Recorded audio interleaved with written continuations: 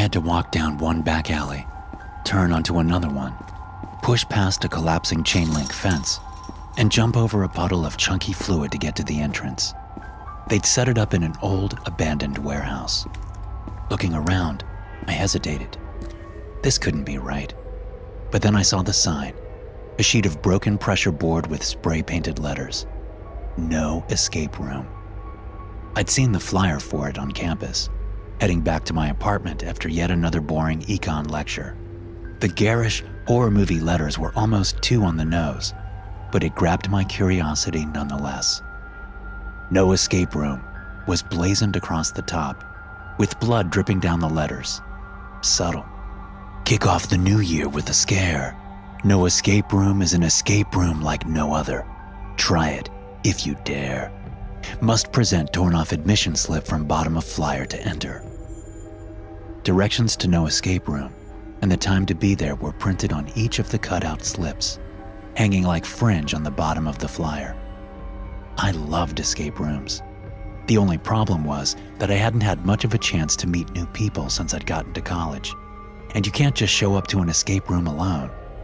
This was my perfect chance to do an escape room and hopefully make some new friends with similar interests. I ripped off one of the slips and headed back home. Now that I was here, I was feeling more than a little sketched out. Either this was some sort of bespoke speakeasy sorta escape room, or I was about to have my organs removed while I was still alive. I was just about to turn around when I heard footsteps coming up behind. I whirled around, ready to fight off the organ harvesters. Whoa, easy, bro. There were two people, both traditional college age, walking towards me. They didn't appear to have organ removal equipment. Sorry, guess this place has me spooked already, I said. No worries. Shit, we almost turned back at the chain link fence. You're here for the escape room too, right? Yeah, I said. My name's Darius. I stuck out my hand. Nevin, said the one who had been doing the talking. He shook my hand. And this is Sarah Beth. I know, she said, shaking my hand as well. With a name like Sarah Beth, I might as well just wear a sign that says, Midwest White Girl. I laughed. Do you like country music and call your mom Mama? I asked. We just met and you're already attacking me, she said, snickering. Well, Nevin said, are we going to do this thing? If we stick together, they probably can't take all of our organs. On that nice thought, Darius, let's head in. Next to the spray-painted no escape room sign was a rusted metal door, pale green paint chipping off. It was the only door on this side of the building, so it must be the one. I was closest, so I reached out and grabbed the handle. I had to tug hard, putting my body weight into it, before the door slowly opened with a metallic screech. Ominous, Sarah Beth muttered. Inside was murky. The large open space of the warehouse was unlit apart from a row of small electric lanterns arranged on the floor, leading across the space. This is creepy shit, I mumbled under my breath. This better be awesome, Nevin said, stepping past me and beginning to follow the lanterns. Sarah Beth and I followed close behind. I didn't want to admit it, but I was deeply frightened, and I didn't want my only companions to be more than arm's reach away. As we got closer to the other side of the warehouse, I could see a cluster of lanterns arrayed around a door that appeared to lead into a small office space. There had been a window that would have allowed whoever was in the office to see out into the warehouse proper, but it had long ago been broken and replaced with cheap sheets of wood that had begun to warp. Through the cracks, I could see steady light coming from within the office. Without hesitation, Nevin opened the door as soon as he reached it. Warm light flooded out of the door, illuminating the empty space around us a little better. I quickly glanced around. Other than the lanterns, the warehouse was empty. Nevin walked into the office, Sarah Beth and I, right on their heels. The inside of the office looked like a completely different world from the warehouse. There was a plush red rug, a bookcase in front of the boarded-up window, overstuffed chairs, small lamps, and plenty of other odds and ends to make this feel like a high-end study. Behind a small drink bar stood a thin man, long hair pulled up in an elaborate braid. As we walked in, he turned to look at us, a gentle smile on his face. "Welcome, friends," he said. "I am the Game Master." We quickly introduced ourselves. The thin man paid close attention to each of us as we spoke. "Darius, Nevin, and Sarah Beth. I'm so glad you found us. I was worried the location and vibe might be," he hesitated, "a bit too off-putting." "Close, bro," Nevin said, laughing. "Not gonna lie, it's a relief to know that there's actually someone here, and it wasn't all a trick." "Oh, of course. We like to maintain an air of mystery around our escape room pop-ups, but we are very diligent in approaching our work with professionalism." "Good to hear," Sarah Beth said. "This is quite the office," I said to the man. "Thank you," he said with a slight nod. Then he glanced at his watch. "We always start exactly on time. The others who took the slip have 11 minutes to arrive before we begin, and it is too late to join." "Do you know how many more are coming?" I asked. "I don't," the man said with a grin. "Depends on how many people took slips, and how many of them actually decide to come. Hopefully at least a few more." As soon as he finished speaking, a loud metallic scream echoed through the warehouse beyond the office. "Ah," the Game Master said. "It sounds like we have another arrival." It turned out to actually be two more. We listened to their footsteps in suspense, heard the silence of their hesitation at the office door, and finally watched as the door swung open and they both entered. The first one through the door had layers of muscles upon muscles that only those who spent every day at the gym could achieve. She was tall, as well as broad, and filled almost the whole door as she stepped through it. Behind her was a much more diminutive girl, spiky blue hair peeking out of a black hood. She was almost curled in on herself, like she was trying to hide within her baggy sweatshirt. The two women couldn't be more different, but the way they stood, comfortably turned towards one another, spoke of some level of intimacy. "Welcome," the Game Master said to the new arrivals. "I am the Game Master." The larger woman grunted before speaking. "I'm Claudia," she said. "This is my sister, Jolene." "Joe," her sister mumbled. "Joe," Claudia said, nodding in agreement with the correction. "Claudia, Joe, I'm so glad you're joining us," the Game Master said. We all introduced ourselves to each other, then sat around a bit in a semi-awkward silence. The Game Master's watch began chiming. "It's time. It looks like it will be just the 5 of you competing tonight." The Game Master looked at each of us in turn. "Darius, Nevin, Sarah Beth, Claudia, Joe. Are you ready to enter the no escape room?" We all looked at each other. It was me and 4 strangers, agreeing to get locked into a space within one of the shadiest warehouses I had ever seen. I was scared and excited all at once. I nodded. So did everyone else. The Game Master smiled. "Then follow me," he said with a grand flourish of his hands. Stepping up to one of the bookcases along the back wall of the office, the Game Master moved a couple books to expose a lever. Pulling it, the bookcase swung backwards, revealing a small closet with a trapdoor in the bottom. He turned back toward us, smiling.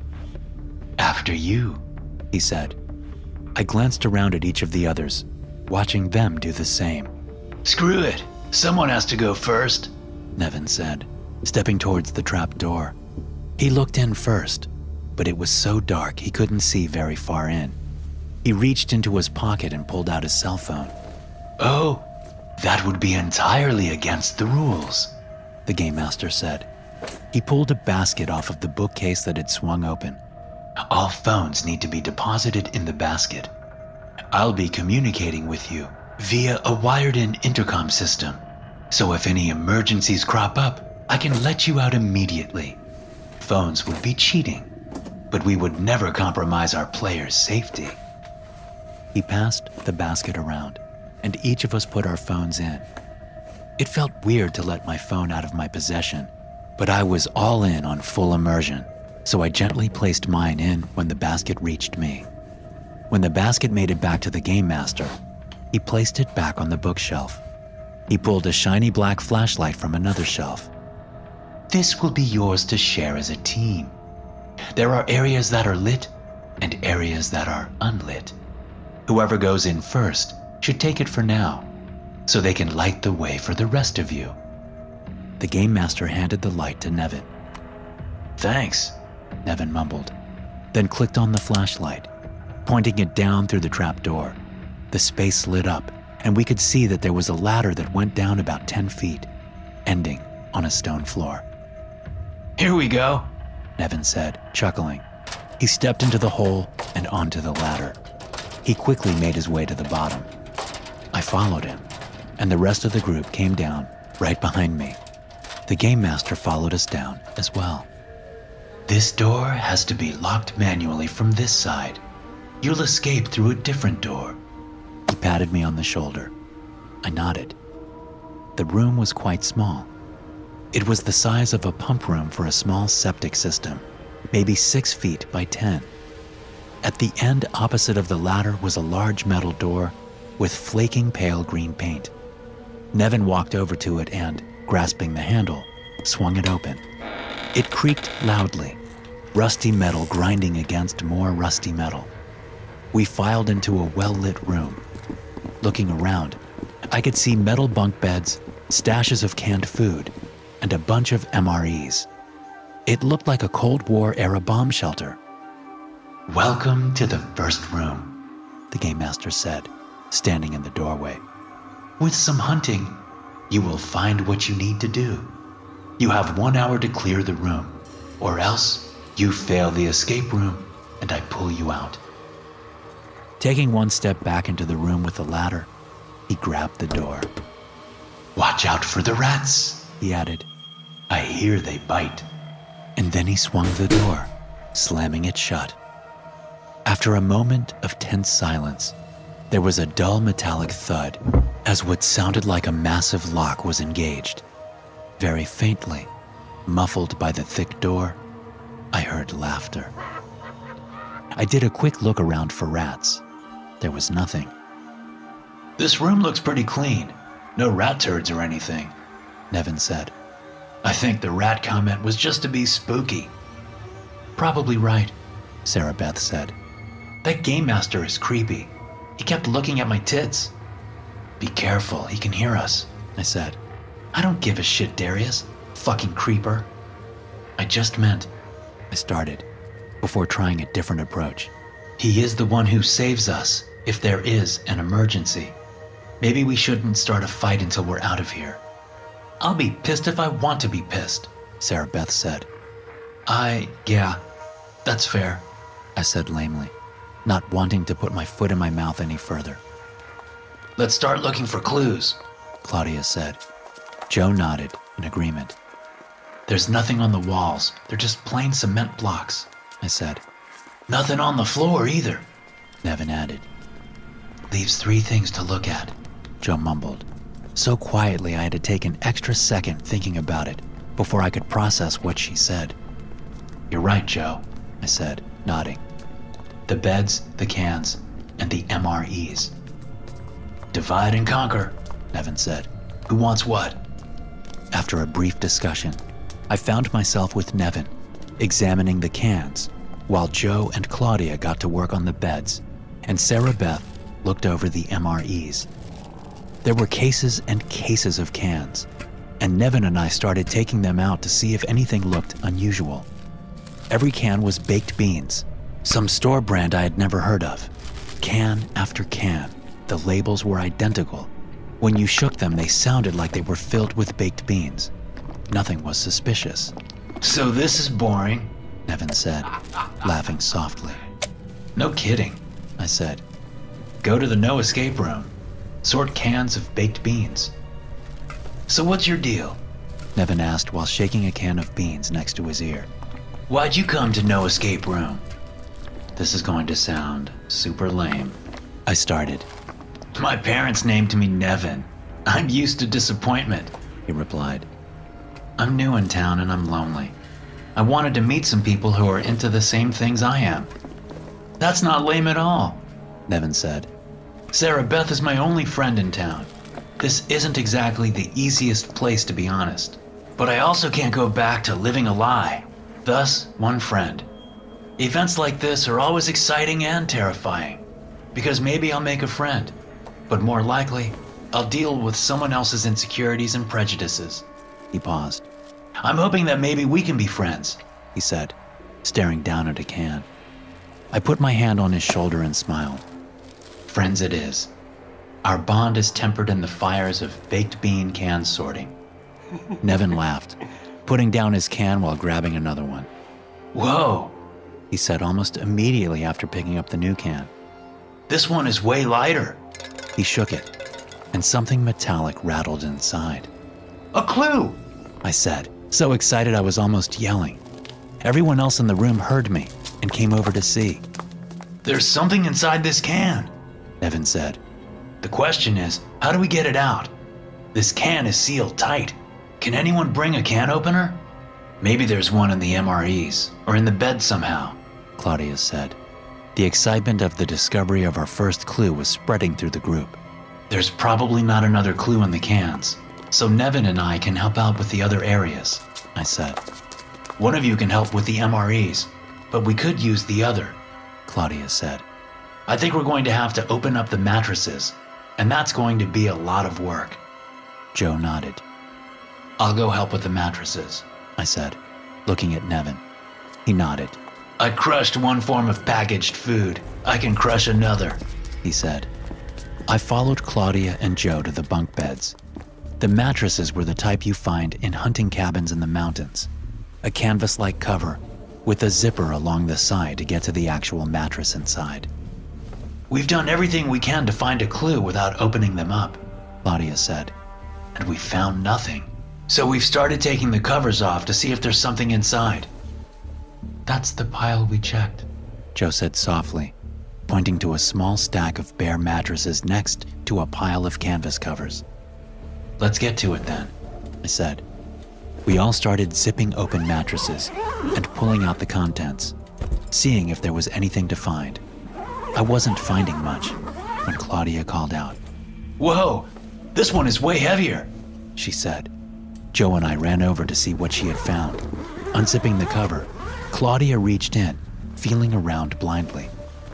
There's a piece cut out of the mattress, she said. I think I can slide it around and, yes, got it.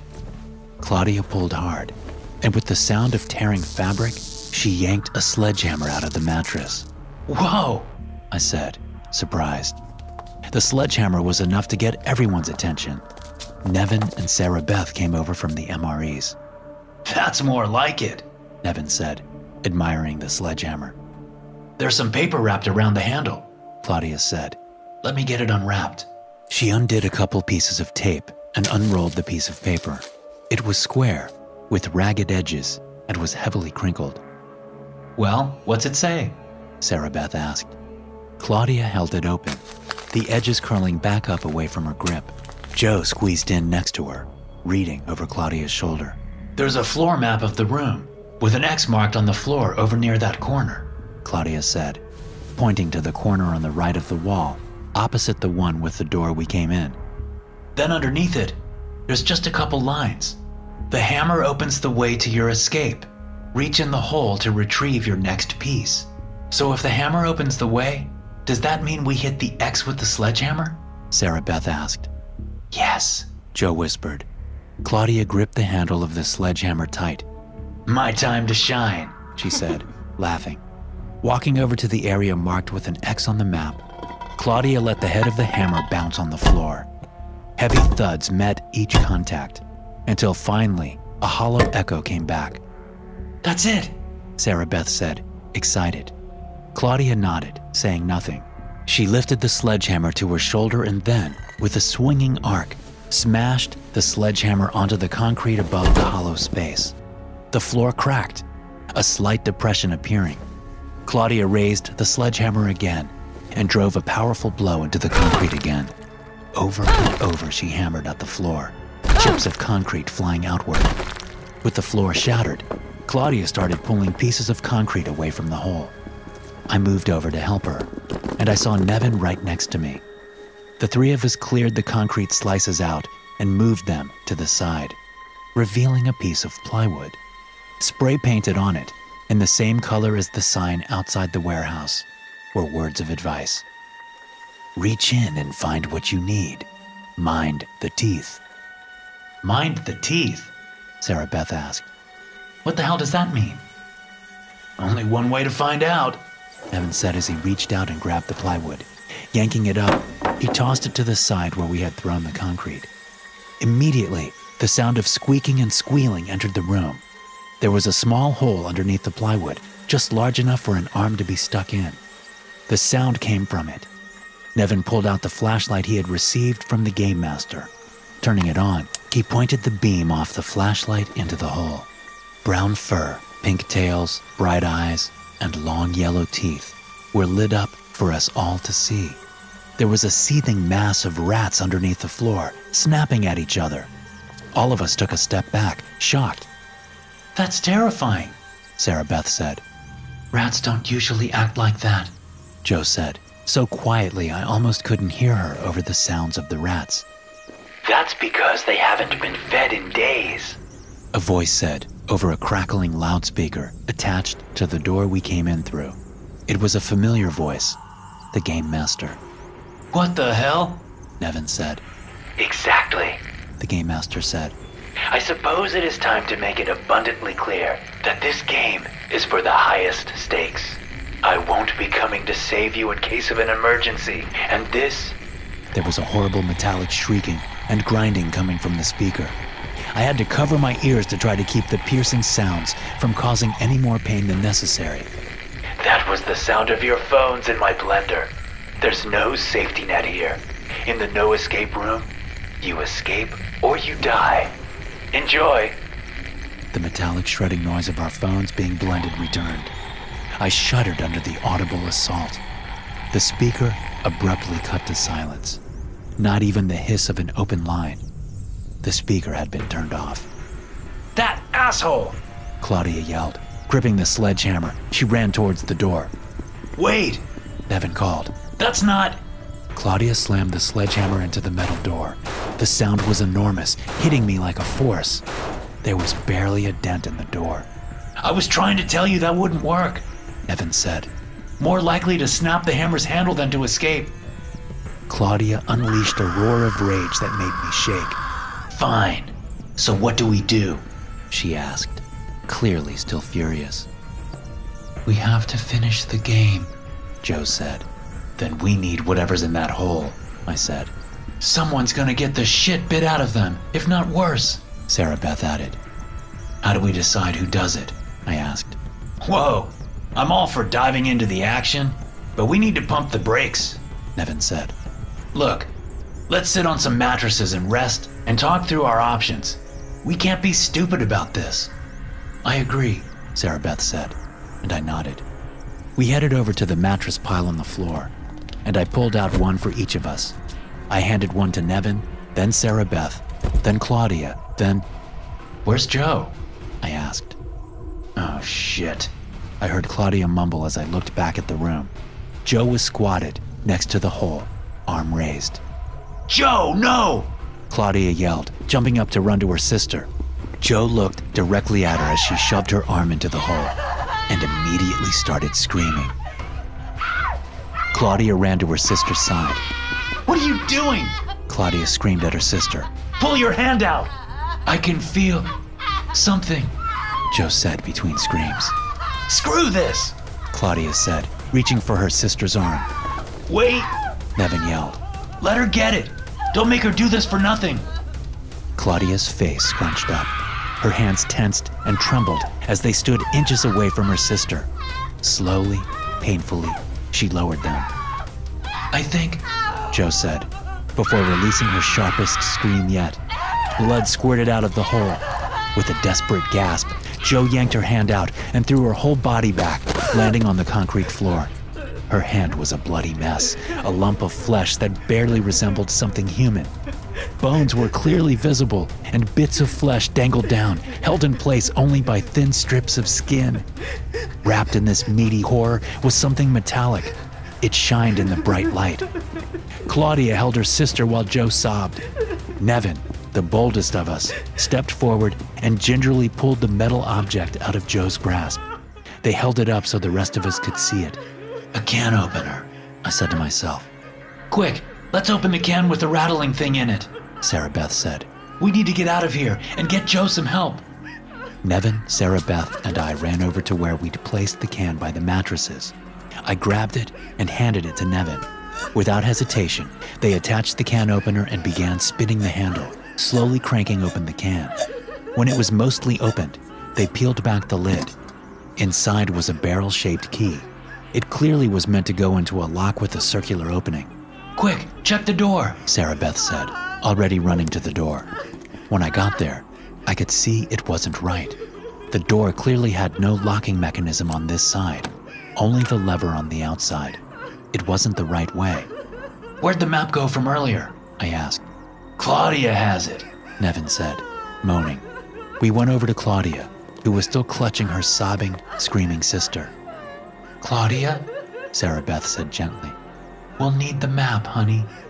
Claudia didn't react, just kept holding her sister.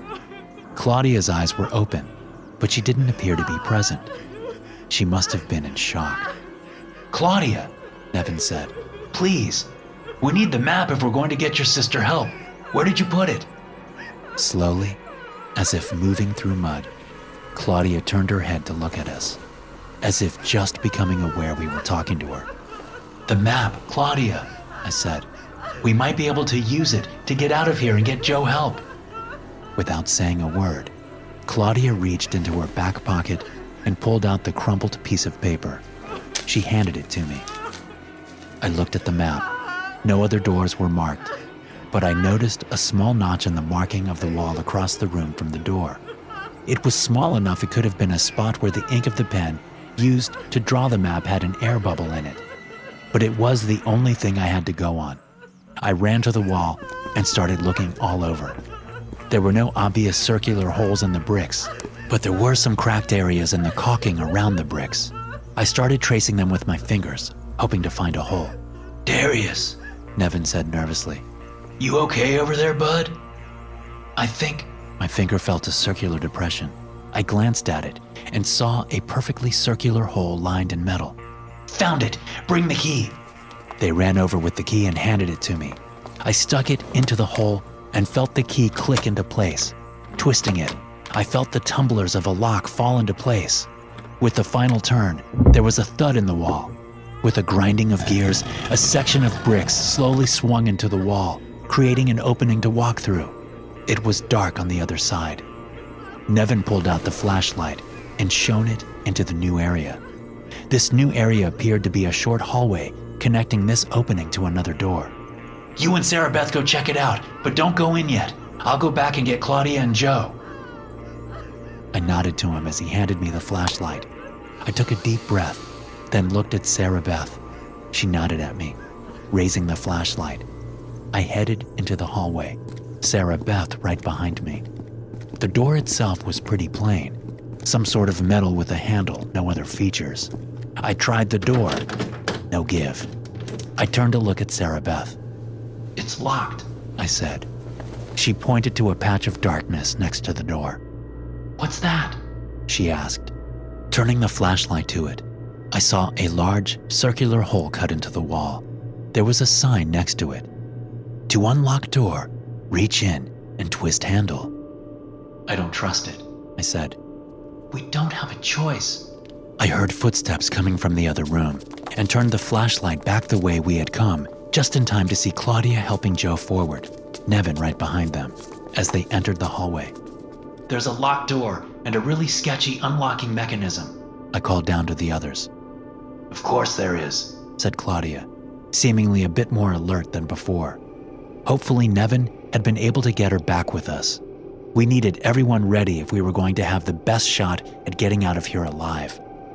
When all of us were at the door, we stood there, staring at the door and the hole in the wall.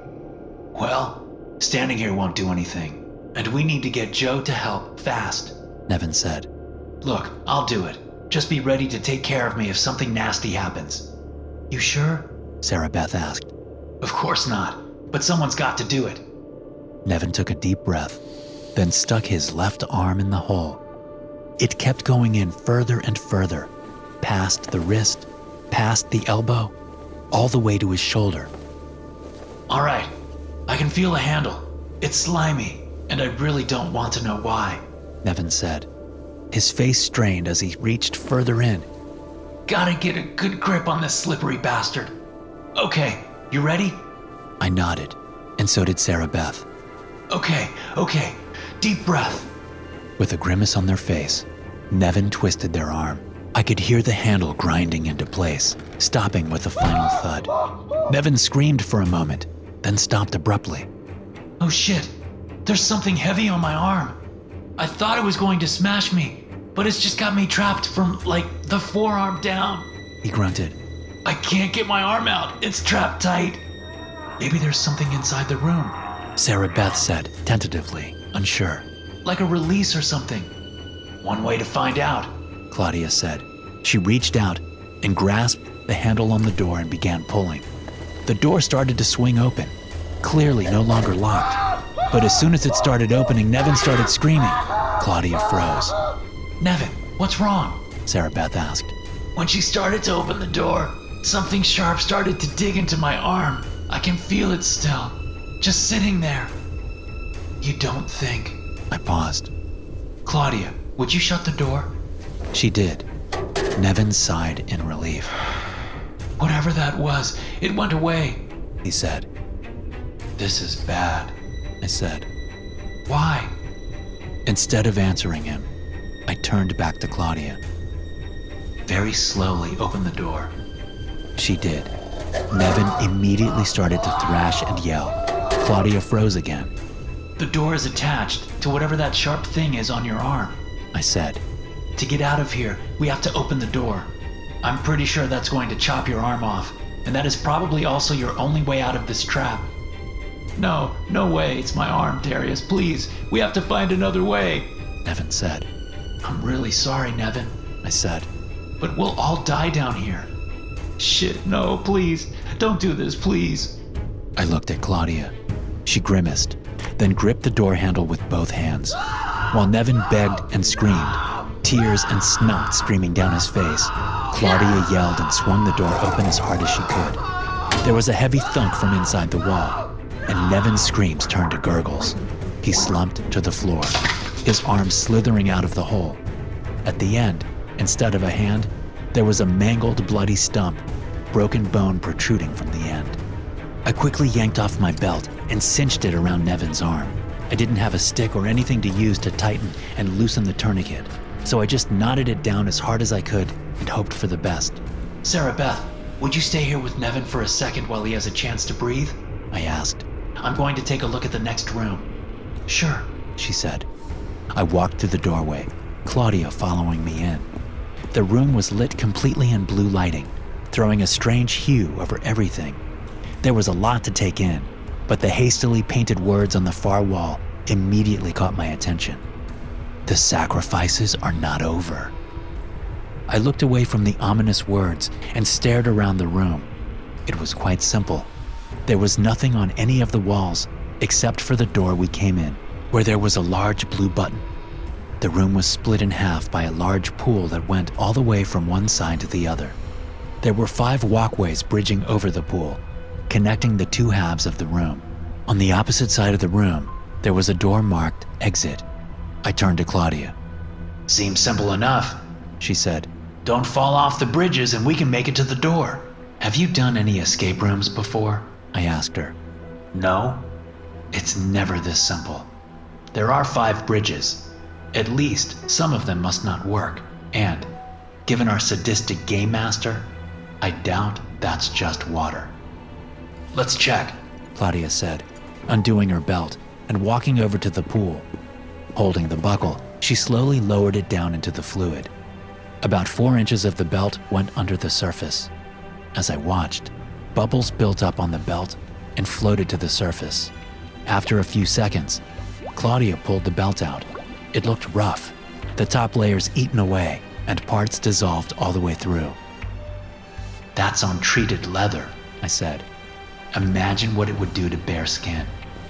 Claudia nodded, looking horrified. We are in no immediate danger. I yelled over my shoulder to the door we came in. Slowly, our bedraggled bunch made their way in. Sarah Beth guiding Joe with her butchered hand and Nevin with their missing one. Sarah Beth got them both settled, then came over to where Claudia and I stood, still staring at the pool. Acid, I said. Naturally, Sarah Beth said. There's a button, Claudia said, pointing. I'm going to see what happens when I press it. No! I shouted, startling the others. Sorry, it's just that it might set something in motion that's even worse. Let's try the bridges first. Sure, Claudia said. Sarah Beth stepped up to the base of one of the bridges. I grabbed her hand in case she started to fall. Reaching her leg out, Sarah Beth placed one foot on the bridge and pushed down. The bridge hinged down, and the other end descended into the acid. Lifting her foot up, the bridge swung back up into place. We repeated the process with every bridge. All of them swung down the same way, into the acid that lay just inches below the level of the floor. Damn, I said. They're all duds. But there has to be a way out, right? Why make all these rooms if there's no escape? Defeats the purpose, Sarah Beth said. Exactly, I replied. Time for the button? Claudia asked. I didn't reply immediately, trying to think if there were any other options. I looked to Sarah Beth. What do you think? I agree, she said. But let's get Joe and Nevin ready to run just in case. I'll grab Nevin, I said. Claudia, why don't you get Joe? Sarah Beth, would you do the honors? Of pressing that button? I'll press the shit out of it, she said with a grim smile. Claudia and I got our injured friends standing and helped them over to the edge of the pool. I looked back to Sarah Beth. Ready when you are, I called to her. And pressing, she said. There was a soft click. 4 of the bridges suddenly swung down into the fluid, disappearing underneath the surface, leaving only the middle bridge standing. I reached out and put a foot on it, pushing down. It didn't budge at all. The middle bridge is safe now, I yelled. Suddenly, the other bridges swung back up. I stepped onto the middle bridge, only for it to hinge down. I stumbled, falling face first towards the acid, only for a firm grip to clench my shirt and tug me back, sprawling onto solid ground. Looking up from the floor, I saw Claudia had saved me at the last moment. What happened? I gasped. I'm so sorry, Sarah Beth called from the wall. I think it was my fault. I let go of the button. I guess I have to hold it down. Let's try again. Another soft click, and the 4 bridges swung down again. The bridge didn't budge. Getting a hold of Nevin's uninjured arm, I started across the bridge. About halfway across, I could hear a bubbling coming from below me, along with splashing. I looked down and saw that the acid made a thin layer on the bridge, slowly eating at the soles of my shoes. What the hell? I said to myself. What's up? I heard Claudia call. We've got a problem. The acid is rising. Oh shit, Claudia said. Hurry!